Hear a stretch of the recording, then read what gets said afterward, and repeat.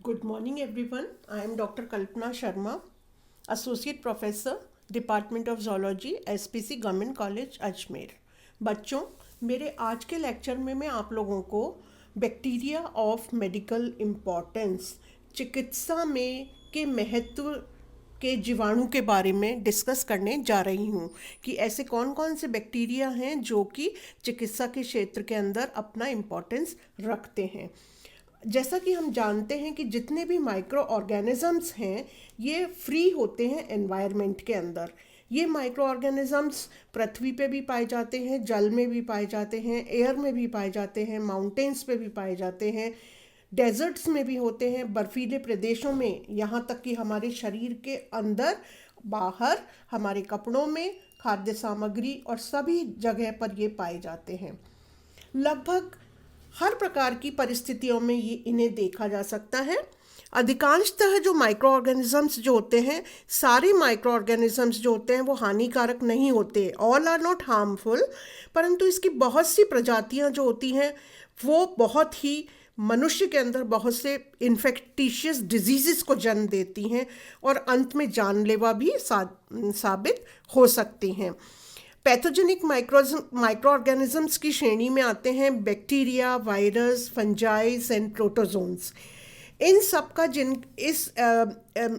का अध्ययन हम मेडिकल माइक्रोबायोलॉजी के अंतर्गत करते हैं। तो मेडिकल माइक्रोबायोलॉजी क्या है? मेडिकल माइक्रोबायोलॉजी की वो शाखा है जिसके अंतर्गत हम माइक्रो ऑर्गेनिजम्स का मेडिकल इम्पोर्टेंस, हम उसके रोगाणु की उत्पत्ति, लक्षण, पैथोजेनिसिटी, डायग्नोसिस, ट्रीटमेंट के बारे में हम पढ़ते हैं। इसके बाद हम देखेंगे कि जो बैक्टीरिया जो हैं मेडिकल इम्पोर्टेंस के, वो दो तरह के हैं। उसमें है ग्राम पॉजिटिव बैक्टीरिया और ग्राम नेगेटिव बैक्टीरिया। तो जहाँ हम ग्राम पॉजिटिव और ग्राम नेगेटिव बैक्टीरिया के बारे में मैं आपको पहले बता चुकी हूँ कि डेनमार्क के एक साइंटिस्ट थे ग्रैम्स, उनकी स्टेनिंग टेक्निक के आधार पर दो तरह के बैक्टीरिया का आइडेंटिफिकेशन किया गया था। So we will not go much into the detail as we have studied it earlier. अब हम देखेंगे कि जो ग्राम पॉजिटिव बैक्टीरिया हैं उसके अंदर भी कोकाई कैसे बताए थे मैंने? Round shape bacteria. कोकाई जो है वो भी दो तरह के राउंड शेप बैक्टीरिया हैं। कौन कौन से हैं? स्टेफाइलोकोकाई और स्ट्रेप्टोकोकाई। स्टेफाइलोकोकाई जो होते हैं इनको हम पायोजेनिक बैक्टीरिया के नाम से भी जानते हैं। पायोजेनिक का मतलब होता है pus forming bacteria. Pus forming bacteria because they form pus filled boils, pimples and other skin related problems. और दूसरी तरह के जो बैक्टीरिया होते हैं वो होते हैं स्ट्रेप्टोकोकाई। स्ट्रेप्टोकोकाई जो होते हैं वो चार तरह के होते हैं: pyogenic cocci, viridans cocci, enterococci and lactic streptococci. अब पहले जैसे हम देखते हैं पायोजेनिक कोकाई, तो पायोजेनिक कोकाई क्या है? They forms toxins and harmful enzymes. ये हार्मफुल एंजाइम्स और टॉक्सिन्स बनाते हैं। दूसरे होते हैं viridans cocci. Viridans cocci they are also known as opportunistic pathogen and they are present on the surface of the skin. कहाँ पे उपस्थित होते हैं? स्किन की सरफेस के ऊपर। थर्ड टाइप के स्ट्रेप्टोकोकाई होते हैं जिनको हम कहते हैं एंटीरोकोकाई। एंटीरोकोकाई जो होते हैं ये नॉन पैथोजेनिक, देखिए दो तरह के मैंने बताया ना आपको, पैथोजेनिक और नॉन पैथोजेनिक। पैथोजेनिक बैक्टीरिया जो कि हमारे शरीर में रोग उत्पन्न करेंगे, नॉन पैथोजेनिक जो हमारे शरीर में रोग उत्पन्न नहीं करेंगे पर हमारे शरीर को कुछ उपयोगी साबित होंगे। तो एंटीरोकोकाई जो होते हैं वो non pathogenic gastrointestinal bacteria of human alimentary canal होते हैं। उसके बाद में फोर्थ तरह के होते हैं लैक्टिक स्ट्रेप्टोकोकाई। लैक्टिक स्ट्रेप्टोकोकाई ये भी नॉन पैथोजेनिक हैं, हमारे शरीर में कोई रोग उत्पन्न नहीं करते, but they are beneficial to humans. Okay, now in today's lecture we are going to see the medical importance of gram positive bacteria, especially the staphylococci. आज हम किसके बारे में बात करने जा रहे हैं?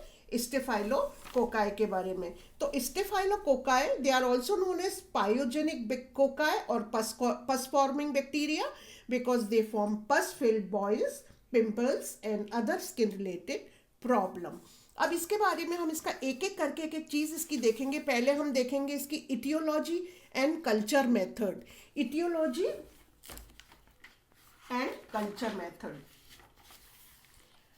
Staphyloenurins is a spherical gram-positive aerobic non-motile bacterium which appears like a bunch of grapes under the microscope. Staphylococcus aureus जो है वो ग्राम पॉजिटिव है, राउंड बैक्टीरिया है, और अगर इसको माइक्रोस्कोप के नीचे देखें तो ये कैसा दिखता है, अंगूर के गुच्छे के जैसे ये दिखाई देता है। Its colonies developed on nutrient agar medium appears golden white in color। कैसी दिखाई देती है अगर मीडियम पे इसकी colonies, golden white. The bacteria grow optimally at a temperature of 37 degree centigrade. Bacteria के लिए ऑप्टिमल टेम्परेचर कितना होता है इसकी ग्रोथ के लिए, 37 डिग्री, परंतु इसकी कॉलोनी के कलरेशन के लिए आइडियल टेम्परेचर जो है वो कितना होगा, 20 degree centigrade. The bacteria is capable of fermenting glucose besides a large variety of carbohydrates also, and the end product of the fermentation process is lactic acid। fermentation का end product क्या होता है, lactic acid। however gas of any types is not produced। besides lactic acid it also leaves other end products in the culture medium।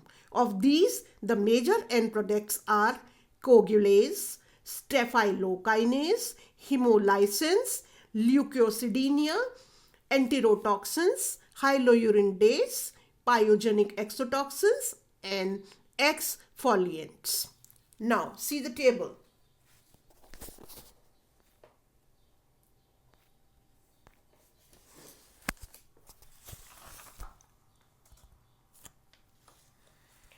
In this table you can see the extracellular product of pyogenic bacterium Staphylococcus aureus and the effect on living system.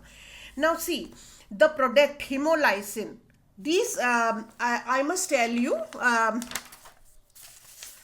that these pathogens of Streptococci aureus forms the several types of exotoxins which are known as staphylolysins.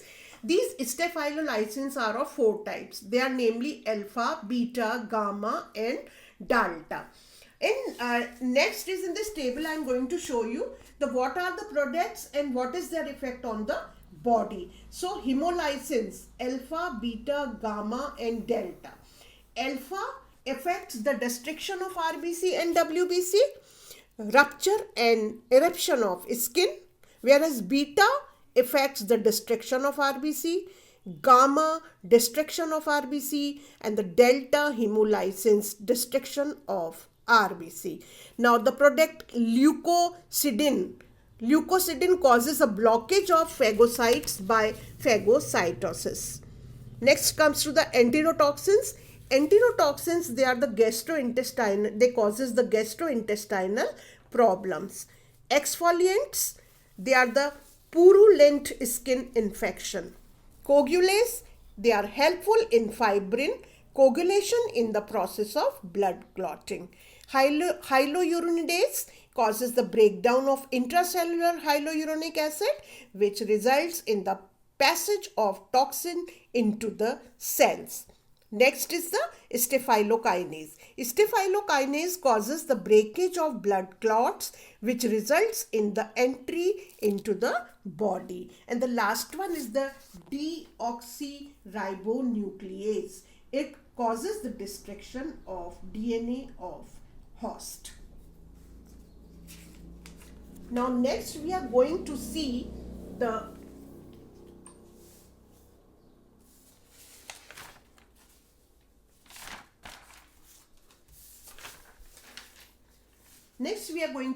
pathology of the epidemiology of the etiology and culture method we have seen.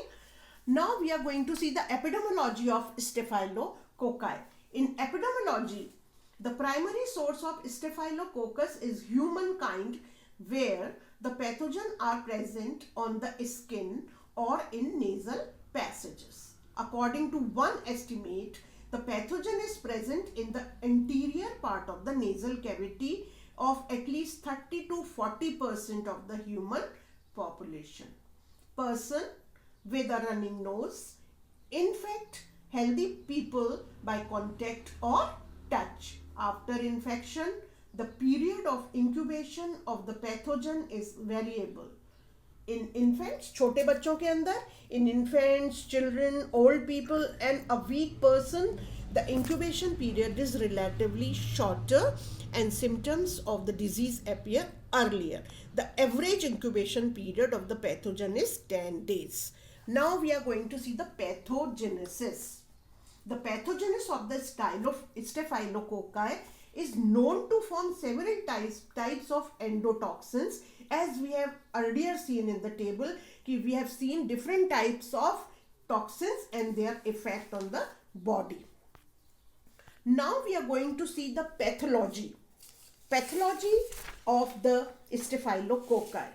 Staphylococci occurs by inhabiting and growing in tissues, forms extracellular end products which causes different types of pus containing or purulent infection of the skin like carbuncles, impetigo or boils, etc. The person is also a causative factor of deep tissue diseases. If the bacteria are able to gain entry in the upper respiratory passage from the nasal passage, then they can cause sinusitis, mid-ear infection and even pneumonia. They readily infect cut skin or wounds and causes pus formation or septicemia. In other words, we can say that the pathogenic bacteria can infect any part, both within and outside the body. Now in the next part we are going to see the diagnose, कि इसका निदान कैसे होता है, किस तरह इसका उपचार करते हैं. अगर ये रोग हो गया इस बैक्टीरिया से तो किस तरह इसका उपचार होगा. For the purpose of identification, the pathogenic bacteria is cultured and grown in mannitol salt agar medium. इसके लिए हम क्या करते हैं, निदान के लिए. इसका मतलब, निदान का मतलब होता है कि किस तरह से उसका हम निकालेंगे कि ये हमारे यहाँ उपस्थित है कि नहीं, कैसे पहचानेंगे. तो for this purpose the bacteria are cultured and grown in mannitol salt sugar agar medium solution, जिसका pH जो होता है वो 7.5% होता है. The pathogen causes fermentation of sugar mannitol solution to make the medium acidic. और हमें पता कैसे चलेगा कि medium acidic हो गया है, कि अगर हम pH इंडिकेटर लेकर के उसके अंदर हम mannitol solution के अंदर डालें तो हम पाएंगे कि red color changes to yellow. Okay. Now next we are going to see the treatment, prevention and control of this Staphylococci, कि किस तरह इसका हम उपचार करते हैं, इसका बचाव किस तरह से होता है, इसका कंट्रोल किस तरह से होता है. A large majority of infection caused by Staphylococci can be remediated by administration of broad spectrum antibiotics. कौन कौन सी एंटीबायोटिक्स काम में आती हैं, पेनिसिलिन्स एंड टेट्रासाइक्लिन. और जो उसका पुरुलेंट इन्फेक्शन है, पुरुलेंट इन्फेक्शन का मतलब है कि जो स्किन के अंदर बैक्टीरिया अंदर चला गया है, वूंड्स कर दिए हैं और अंदर उसका पूरा टोटल इन्फेक्शन हो गया है, पस बन गया है, उसको बोलते हैं हम purulent infection. Purulent infection of the skin can be treated by incision, या तो हम उसको उसमें कट लगा देते हैं और रिमूवल ऑफ पस कर देते हैं, फिर वूंड क्लीनिंग कर देते हैं और उसके ऊपर वेटेबल डस्टिंग जो पैकिंग पाउडर होते हैं एंटीबायोटिक्स के वो डाल देते हैं. और infections of pyogenic bacteria can be prevented by body hygiene, particularly keeping hands free of infection by frequent washing. अब किस तरह से हम कंट्रोल कर सकते हैं. कंट्रोल यही है कि भाई आप पायोजेनिक बैक्टीरियाज जो हैं उनके लिए हाइजीन का, अपने स्वास्थ्य का ध्यान रखें, अपने हाथों को बार बार धोते रहें, यही इसका कंट्रोल है. तो आज के इस लेक्चर के अंदर में मैंने आपको स्टेफाइलोकोकाई के बारे में बताया, इसकी मेडिकल इंपॉर्टेंस के बारे में बताया. मेरे नेक्स्ट लेक्चर में मैं आपको स्ट्रेप्टोकोकाई की मेडिकल इंपॉर्टेंस के बारे में डिस्कस करूंगी. Thank you.